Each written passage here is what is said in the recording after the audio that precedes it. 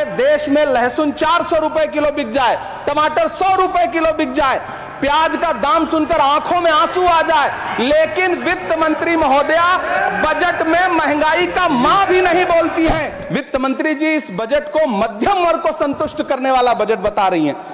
अरे मैडम, हम आप यहां पर बैठे रहते हैं और वहां बाहर इसी दिल्ली में 1 लीटर दूध, चाहे वो अमूल का हो या फिर मदर डेयरी का हो, उसकी कीमत 73 रुपए लीटर है। इतना महंगा बेच करके कौन संतुष्ट हो रहा है, गरीब जनता या आपके धन्ना सेठ दोस्त? हुकूमत इस कदर आवाम पर एहसान करती है, ये आंखें छीनती है और चश्मे दान करती है। मिथ्या बोल के करता है मुतमईन सबको, वो मिथ्या बोल के खुद मुतमईन नहीं होता। जहर देता तो सबकी नजर में आ जाता, सो ये किया कि हमें वक्त पर दवाएं न दी। वो अब तिजारती पहलू निकाल लेता है, मैं कुछ कहूं तो तराजू निकाल लेता है। मैं इसलिए भी तेरे फन की कद्र करता हूं तो झूठ बोल के आंसू निकाल लेता है। कभी सुदामा पांडे धूमिल जी ने कहा था कि एक आदमी रोटी बेलता है, एक आदमी रोटी खाता है, एक तीसरा आदमी भी है जो न रोटी बेलता है न रोटी खाता है, वो सिर्फ रोटी से खेलता है। वो तीसरा आदमी कौन है? मेरे देश की संसद मौन है। सभापति महोदय, वो भी क्या दिन थे जब संसद में देश का बजट पेश होता था तो देश की सड़कें ठहर जाया करती थीं। रेल बजट पेश होता था तो लोगों की उम्मीदें रेल के डिब्बों की तरह पटरियों पर दौड़ने लगती थीं। पूरा देश धड़कने रोक करके वित्त मंत्री और रेल मंत्री को सुना करता था। अफसोस, अब बजट पेश हो जाता है, मीडिया चैनल सरकार का महिमा मंडन करते हैं और बेचारी जनता बजट के आंकड़ों के शब्द जाल में उलझी हुई महीनों बाद समझ पाती है कि उसका तो फिर से कट गया। सभापति महोदय, पिछले 2 साल अमृतकालीन बजट पेश किए गए और इस बार एक नई शब्दावली गढ़ी गई है, तुष्टीकरण बनाम संतुष्टीकरण का बजट। सभापति महोदय, सुनने में कितना अलंकारिक लगता है ये शब्द। सोच रहा हूं देश की वित्त मंत्री और प्रधानमंत्री जी से पूछूं कि आखिर किसकी संतुष्टि? जिस बजट में मनरेगा के लिए 1 रुपए की बढ़ोतरी ना हो, वही पुराना 86,000 करोड़, जबकि पहले ही 9,754 करोड़ का घाटा हो, जिस मनरेगा से करोड़ों मजदूरों के घर में चूल्हा जलता हो, उस मनरेगा में काम करने वाले गरीब मजदूरों के लिए अगर आपके खजाने से 1 रुपया भी इजाफी नहीं निकल सका तो भला कौन संतुष्ट हुआ साहब? इस देश का गरीब मजदूर या आपके उद्योगपति दोस्त? वो जो महाराष्ट्र में लोकसभा और विधानसभा के बीच में 40 लाख मतदाता बढ़ाए गए थे, अरे उन्हीं के लिए मनरेगा का थोड़ा सा बजट बढ़ा देते। क्या उसमें मनरेगा का एक भी मजदूर नहीं था 40 लाख लोगों में? सारे के सारे 12 लाख की छूट वाले से आगे के लोग थे। सभापति महोदय, कल जब वित्त मंत्री जी देश की संसद में भाषण दे रही थी तो वहां मुंबई में कोई गरीब इंसान जब अपनी जेब टटोल करके अपनी मोटरसाइकिल में 1 लीटर पेट्रोल भरवा रहा था तो उस पेट्रोल की कीमत थी 103 रुपया प्रति लीटर। आखिर इतना महंगा पेट्रोल डीजल खरीद के कौन संतुष्ट हो रहा है? इस देश के गरीब लोग या फिर सरकार के चहेते धन्ना सेठ?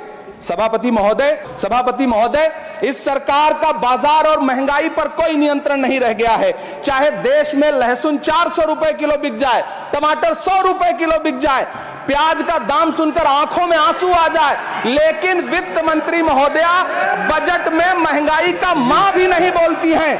बच्चों की किताब और पेंसिल तक पर टैक्स लगाने वाले सरकार से मैं पूछना चाहता हूं कि आप मध्यम वर्ग का हितैषी बताते हैं खुद को, तो शर्म नहीं आती है? खुद को धार्मिक कहने वाली सरकार भगवान श्री कृष्ण के प्रिय खाद्य पदार्थों दही और मक्खन तक पर जीएसटी लगाती है और बात करती है मध्यम वर्ग की हिमायती होने की।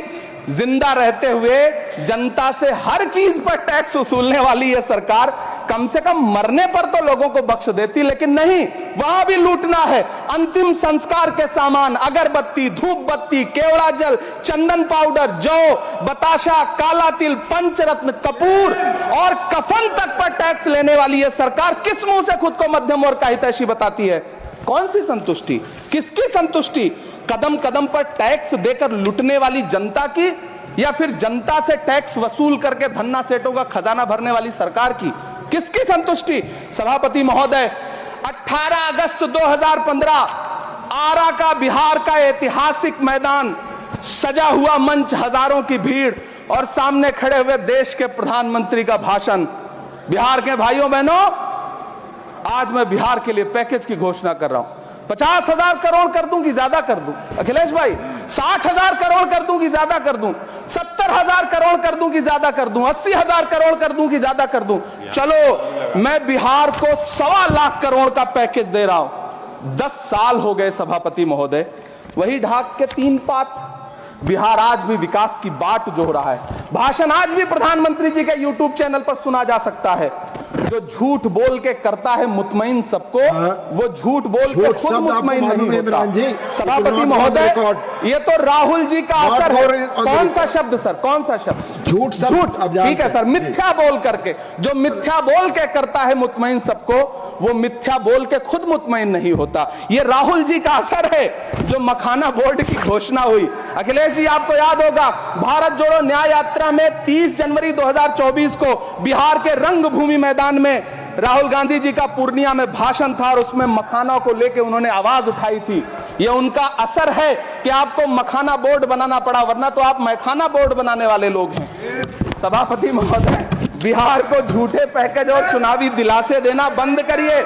आज भी जब कोसी में बाढ़ आती है तो पूरा सीमांचल बर्बाद हो जाता है। मैंने उस तबाही को अपनी आंखों से देखा है। 2016-17 की बाढ़ में अपने इन्हीं हाथों से राहत सामग्री बांटी है मैंने। अगर सच में बिहार के लिए कुछ करना चाहते हैं तो बिहार को बाढ़ से बचाने का प्रबंध करिए। पूर्णिया एयरपोर्ट 10 साल से बाट जो रहा है, घोषणा 2014 में हुई, बन के आज तक तैयार नहीं हुआ। अलीगढ़ मुस्लिम विश्वविद्यालय का किशनगंज सेंटर बजट के अभाव में दम तोड़ता जा रहा है। मैंने पिछले बजट सत्र में भी आवाज उठाई थी। आज फिर वित्त मंत्री जी से अनुरोध करना चाहता हूं, दामन फैला करके, कि अलीगढ़ मुस्लिम विश्वविद्यालय का किशनगंज सेंटर बन जाने दीजिए।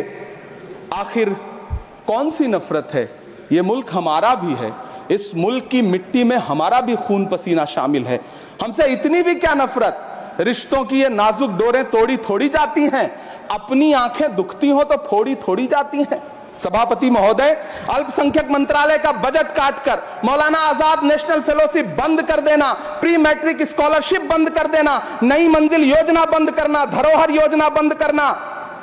2024-25 के बजट में माइनॉरिटी मिनिस्ट्री के लिए 3,183 करोड़ रुपए की घोषणा हुई, लेकिन देश को हैरत होगी कि बाद में समीक्षा करके लगभग आधा कर दिया गया, 1,868 करोड़ रुपए। मुझे सरकार से पूछना है कि कौन संतुष्ट हुआ? इस देश का अल्पसंख्यक संतुष्ट हुआ या आप संतुष्ट हुए? किसका संतुष्टीकरण?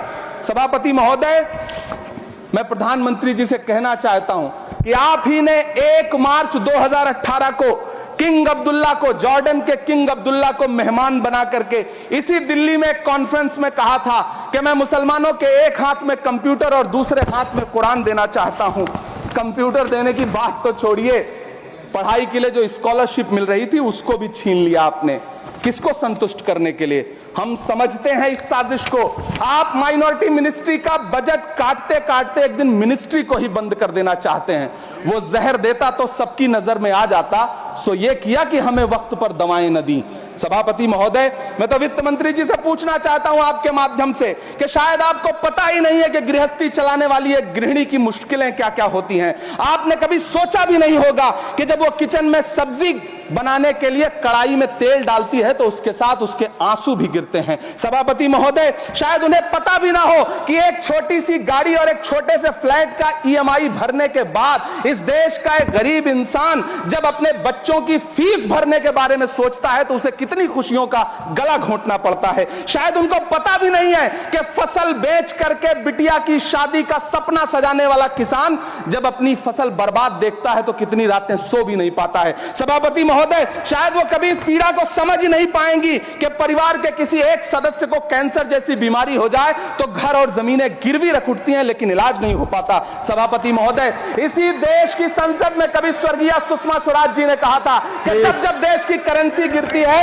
तब देश की प्रतिष्ठा गिरती है। एक तरफ कोलंबिया जैसा छोटा सा देश और उसके प्रधानमंत्री गुस्तावो पेत्रो खड़े हैं, जो कोलंबिया के नागरिकों को हथकड़ी लगाकर लाने वाले जहाज को अमेरिका बैरंग वापस लौटा दे रहे हैं, और दूसरी तरफ हमारे प्रधानमंत्री जी खड़े हैं जो बेड़ी और हथकड़ी लगा करके लाए गए बेटों के अपमान पर एक शब्द नहीं बोल रहे हैं। सभापति महोदय, मैं इतिहास के पन्ने पलट रहा हूं, मुझे दो किरदार याद आ रहे हैं। एक तरफ निक्सन के 7वें बेड़े की धमकियों के सामने लोहे की तरह अडिग इंदिरा गांधी खड़ी हैं, तो दूसरी तरफ खुद ही नमस्ते ट्रंप का नारा लगाते हुए प्रधानमंत्री जी खड़े हैं। मेरे कानों में सुषमा स्वराज जी की आवाज गूंज रही है। बहुत कम बोलने वाले डॉक्टर मनमोहन सिंह ने बहुत ज्यादा बोलने वाले प्रधानमंत्री जी को जब देश की बागडोर सौंपी थी तो $1.58 का था, आज 85 से 87 के बीच में झूल रहा है। इन दिनों रुपए की अहमियत गिरती है तो न तो देश की प्रतिष्ठा गिरती है ना प्रधानमंत्री की गरिमा। जिस देश में 80 करोड़ लोगों को 5 किलो राशन के लिए कतारों में लगना पड़ता हो, उस देश में यह सरकार 12 लाख तक के टैक्स न लेने के लिए अपनी पीठ थपथपा रही है। हुकूमत इस कदर आवाम पर एहसान करती है, ये आंखें छीनती है और चश्मे दान करती है। सभापति महोदय, महाराष्ट्र का भिवंडी हो, मालेगांव हो, इचलकरंजी हो, यूपी का बनारस हो, मुआयमा हो, मुबारकपुर हो, रांची का छोटा नागपुर हो, बिहार का भागलपुर हो, हर जगह बुनकरों की उम्मीदें तोड़ रही हैं, लेकिन इस सरकार के पास उनके लिए कुछ भी नहीं है। मुरादाबाद का पीतल उद्योग, कानपुर का चमड़ा उद्योग, सहारनपुर का लकड़ी उद्योग, फिरोजाबाद का चूड़ी उद्योग, अलीगढ़ का ताला उद्योग, सब सरकारी प्लानिंग से तबाह हो रहे हैं। इन तमाम के बीच सरकारी सपोर्ट से बस एक उद्योग फल फूल रहा है, नोएडा का नफरत उद्योग। सभापति महोदय, जिस देश में 40 से 45% मेडिकल फैकल्टी की सीट खाली हो, वहां बजट में 75,000 नए मेडिकल सीट्स का ऐलान हो रहा है। सरकार बहादुर, कम से कम इस देश के पढ़े लिखे युवाओं को तो मूर्ख समझना बंद करिए। वो अब तिजारती पहलू निकाल लेता है। पहले 7500 मेडिकल सीट्स बाद में बनाइएगा, पहले जो एम्स में 2161 पद खाली पड़े हैं उनको तो भर दीजिए। वो अब तिजारती पहलू निकाल लेता है। मैं कुछ कहूं तो तराजू निकाल लेता है। मैं इसलिए भी तेरे फन की कद्र करता हूं तो झूठ बोल के आंसू निकाल लेता है। सभापति महोदय, फिर झूठ आया है, मैं उसे मिथ्या कर दे रहा हूं। शायरी में बार बार आ जाता है, क्या करूं महोदय। काश ये बजट, सभापति महोदय, वो एक शब्द मैं मिथ्या कर दे रहा हूं सर, वो एक शब्द को हटा दीजिए। ध्यान रखें, ऐसे जो भी शब्द होंगे आपके वहां। सभापति महोदय, काश ये बजट बीपीएससी के पेपर लीक की शिकायत करने वाले नौजवानों पर बरसती हुई पुलिस के लाठियों पे, जख्मों पर मरहम लगा पाता। सभापति महोदय, पिछले 80 दिन से 70 साल का एक बुजुर्ग एमएसपी की लीगल गारंटी मांगता हुआ आमरण अनशन पे बैठा हुआ है। काश ये बजट किसान नेता जगजीत डल्लेवाल की टूटती हुई सांसों की पीड़ा सुन पाता। काश ये बजट प्रतियोगी परीक्षाओं की तैयारी के लिए दिल्ली, कोटा, पटना, अहमदाबाद जैसे शहरों में, इलाहाबाद जैसे शहरों में किताबों के साथ गल रहे युवाओं के सपनों को जिंदगी दे पाता। काश ये बजट वंदे भारत के सुनहरे विजुअल के बजाय देश की गरीब जनता को कुछ और पैसेंजर ट्रेनें दे पाता। काश ये बजट सीनियर सिटीजन को ट्रेन टिकटों में मिलने वाली रियायतें वापस लौटा पाता, जिनको सरकार ने कोविड के नाम पे छीन लिया था। काश ये बजट किसानों की राह में कीले नहीं बल्कि कालीन बिछाने वाला बन पाता। काश ये बजट सरकारी मालिकों को यह समझा पाता कि नेहरू को कोसने से अर्थव्यवस्था नहीं सुधरेगी, उसके लिए डॉक्टर मनमोहन सिंह साहब की अर्थ नीति अपनानी पड़ेगी। पिछले 11 साल से नेहरू जी को कोस रहे हैं, आखिर कब तक कोसिएगा? थोड़ा पंडित नेहरू जी के बारे में पढ़िए, तब पता चले कि पंडित नेहरू की शख्सियत का नाम है। दुनिया का पहला ऐसा राजनेता जिसने अपनी जिंदगी की आजादी के लिए, देश की आजादी के लिए 3259 दिन अंग्रेजों की जेल में बिताए। पंडित नेहरू एक ऐसे महान शख्स जिनके पिता पंडित मोतीलाल नेहरू, जिनकी बहन विजय लक्ष्मी पंडित, जिनके बहनोई पंडित रंजीत सीताराम, जिनकी बेटी इंदिरा गांधी, जिनके दामाद फिरोज गांधी, सब ने अंग्रेजों से लड़ते हुए स्वतंत्रता आंदोलन में जेल काटी, आप किस मुंह से उनकी लकीर छोटी करने की बात करते हैं? नहीं कर पाइएगा, 7 जन्मों में नहीं कर पाइएगा, क्योंकि जिस्म की मौत कोई मौत नहीं होती है। जिस्म मिट जाने से इंसान नहीं मर जाते, धड़कने रुकने से अरमान नहीं मर जाते, सांसें थम जाने से ऐलान नहीं मर जाते। जिस्म की मौत कोई मौत नहीं होती है। सभापति महोदय, मैं आपके सामने खड़ा होकर के एक बहुत छोटी सी कहानी सुनाना चाहता हूं कि महान बादशाह सिकंदर ने जब यूनान फतेह किया तो जीत का जश्न मनाने के लिए शहर की सड़कों पर निकला, तो उसने देखा कि पूरा शहर तो जश्न मना रहा है, एक फकीर सड़क के किनारे चादर तान के सो रहा है। सिकंदर को गुस्सा आया, घोड़े से उतरा, उस फकीर के पास गया और उसे सोता देख करके उसे जोर की एक लात मारी और लात मार के कहा कि क्यों रे फकीर, मैंने यूनान फतेह कर लिया, लोग जश्न मना रहे हैं और तू सो रहा है।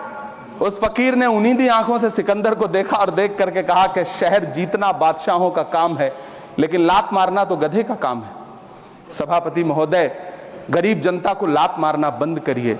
यह अमीरों के लिए बनाया गया बजट है, यह निराशाजनक बजट है। हम अमृतकाल सुनते आ रहे थे, यह अमृतकाल इतनी जल्दी समाप्त हो गया कि अब अमृतकाल का कोई नाम तक नहीं लेना चाहता है। इसलिए मैं इस सदन में खड़ा होकर के देश की वित्त मंत्री महोदया से कहना चाहता हूं कि आपने अल्पसंख्यकों के बजट में जो कटौती की है उसको बहाल करिए। आपने मनरेगा को जो स्थिर रखा है उसका घाटा 9,754 करोड़ है, कम से कम उतना बढ़ा करके फिर से उसे बहाल करिए। नौजवानों के लिए रोजगार दीजिए, किसानों को एमएसपी की लीगल गारंटी दीजिए। यही मैं आपसे अपील कर रहा हूं। धन्यवाद सर, आपने इतना जो समय दिया उसके लिए शुक्रिया।